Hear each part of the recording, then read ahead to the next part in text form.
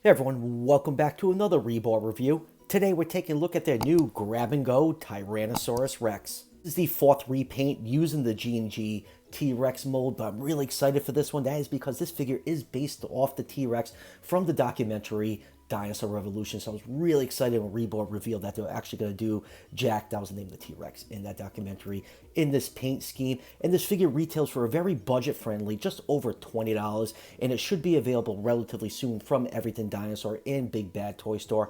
I'll leave a link to both those sites down below in the description. So a lot of people always ask, what is the grab-and-go line? It's just Rebor's version of a very budget-friendly line that comes in a no-frills packaging. You're not getting any fancy box or anything. Figure just comes in a bag like this, and all you need to do is just tear this baggie open, pull the figure out. There's actually a little plastic tray in here that was on the legs, and you are in business. And just take off this little tag right here, and that is the essence of the grab-and-go line. You do get one accessory inside the baggie. It's kind of easy to miss. You get this little plastic Ziploc baggie, and it comes with this clear acrylic stand for your T-Rex figure. And all you need to do to assemble it is just insert the rod into the base and the top part of the stand right here. And you just position this underneath the chest of your T-Rex figure, which will help with stability. Now, this figure is barely standing by itself on its own because, obviously it gets shipped in a baggie. This hind leg right here got a little bit warped during shipping. I'm probably just going to have to do the hot and cold method just to straighten this out a little bit, and it should stand fine on its own. But it's really nice that Rebor is including this little acrylic plastic stand. They actually started doing it before P&SO, but it's nice to see that companies are giving us this simple little accessory to help our Dino figures not fall off the shelf and get damaged. But it'd be nice in the future if Rebor started including these stands with their higher end figures. So let's get this T-Rex up on the turntable and take a closer look. All right, let's start with a nice 360-degree view of this T-Rex. This is a pretty cool looking figure. Like I said, I thoroughly enjoyed the Dinosaur Revolution documentary, and the T-Rex in that really wasn't this big fat powerhouse that we view T-Rex now, like the new P&SO T-Rex, which that figure is all the rage right now. And this is a decent T-Rex figure. Yeah, it's not 100% scientifically accurate. Maybe 10 years ago this figure would be considered the most accurate Rex, and I kind of beat up the older grab-and-go Rex in my review from a few months ago. But for a nice pop culture T-Rex repaint, this is a pretty cool figure, and that's the whole reason you're going to get this figure, because it's based off the Rex from Dinosaur Revolution. I absolutely love the look of that Rex in that documentary, especially the head. It just had all that white paint, made it look like a skull, almost like a zombie. Had that really deep shading in the orbit. You could barely see the eye, and I thought it was really, really wild looking, and this figure pretty much captures that. Yeah, this is the same exact mold that we've seen 4 times now from Rebor, and the Rex in Dinosaur Revolution had a much more gnarly and grotesque looking head. And Rebor would have to go back and resculpt the head on this figure to make it look like that Rex. But like I said, this is a budget-friendly line. It's meant to keep the price down. These molds are very expensive, and that's why we're getting 4 repaints of this figure. If Rebor went back and resculpted the head, it might drive up the price a little bit. So yeah, I do like this thing for what it represents. Pretty cool in my book. And I'll say one thing, this figure isn't as skinny as the older grab-and-go T-Rex for some reason. I don't know if there's 2 molds or it has something to do with the molding process, because it's a hollow figure. This one's a lot bulkier when viewed from above, but we'll get into that a little bit later when we get on to comparisons. All right, let's just do a couple quick measurements. This figure is 17 inches long from the tip of the tail to the tip of the snout, and 6 inches tall to the top of the neck. So T-Rex in real life was just over 40 feet long. So with those measurements, that'll put this figure in the 128 scale range. I know it's told as a 135 scale, but it's much closer to the 130 scale range. All right, let's zoom and take a look at some of the finer details on this figure style with this really cool looking head. I just love the look of that Dinosaur Revolution T-Rex, especially all that white on the head right here. It just makes it look like a skull, and Rebor did a pretty good job of capturing that. Let's just pull it in a little bit closer. All that white paint contrasting with all the dark color underneath it really brings out all that beautiful scale detail on the skull. You can see the eye is painted a bright orange with a black pupil. Now, my only complaint about this paint scheme is I just wish the orbit right here was painted like a deep black color.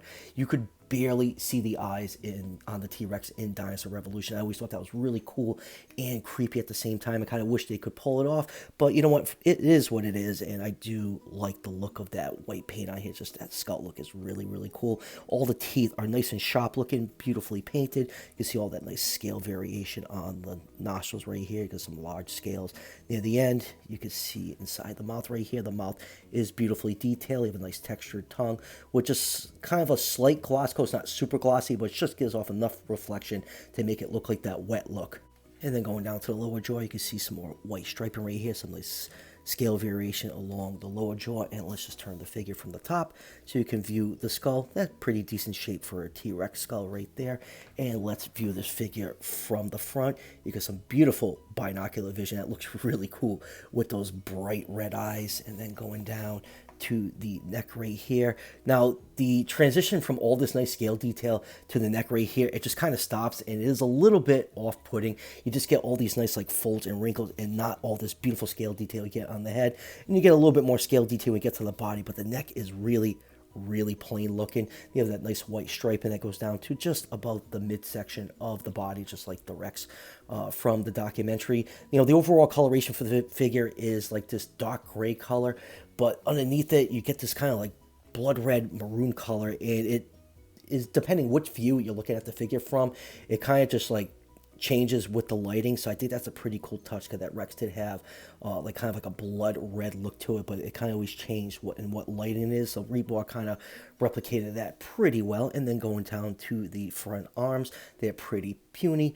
The hand claws are painted in black. You have a little bit of scale detail on the fingers. You got some nice folds and wrinkles, couple large osteoderms speckled throughout on the figure. And then going down to the legs, the hind legs are really thick and powerful looking.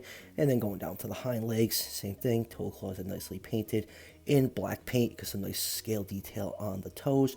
And then turn the figure over on the underside. The toes are also very well textured and detailed. You can actually see the dew claw right here that is painted in with black paint. And then the underside of the figure, you got some nice details, folds and wrinkles. You got a lot more of the red on the chest and underneath the throat of this figure.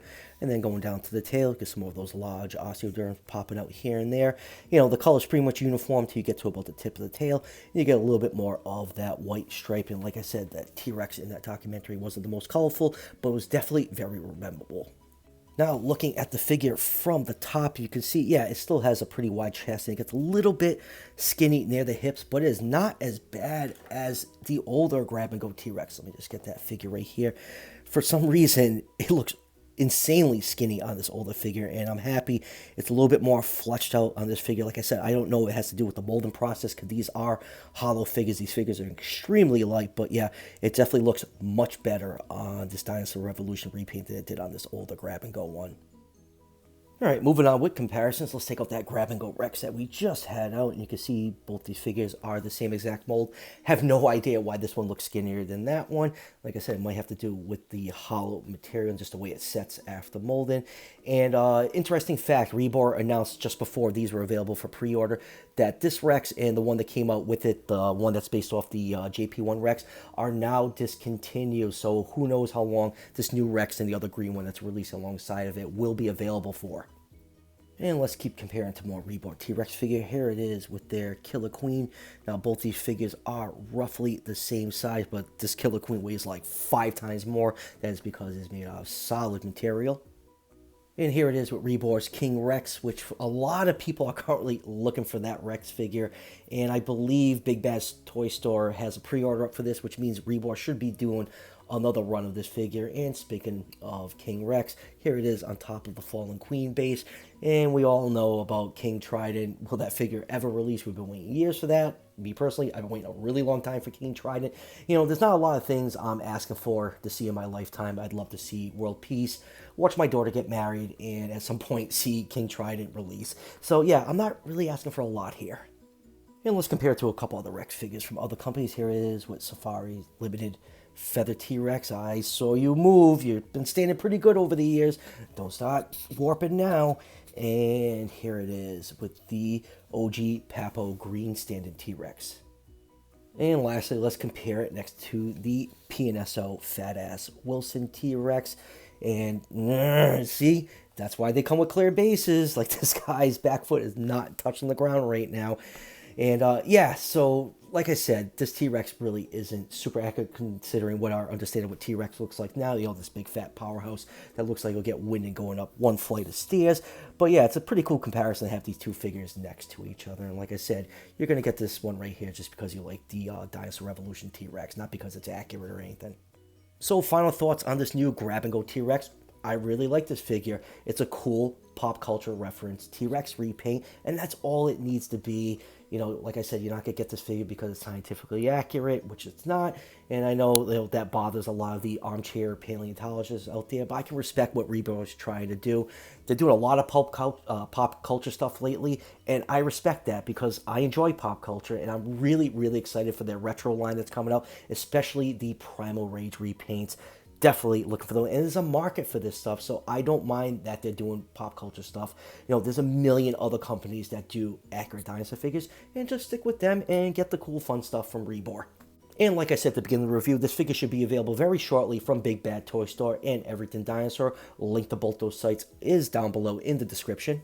So that would do it for the review. I have a bunch of new Jurassic World stuff coming in between tomorrow and next week. So be on the lookout for those reviews. And as always, if you're enjoying the content on this channel, show your support by hitting that subscription button just below the video. Each subscription helps out the channel tremendously and it's greatly appreciated. And I'll see you guys for the next one.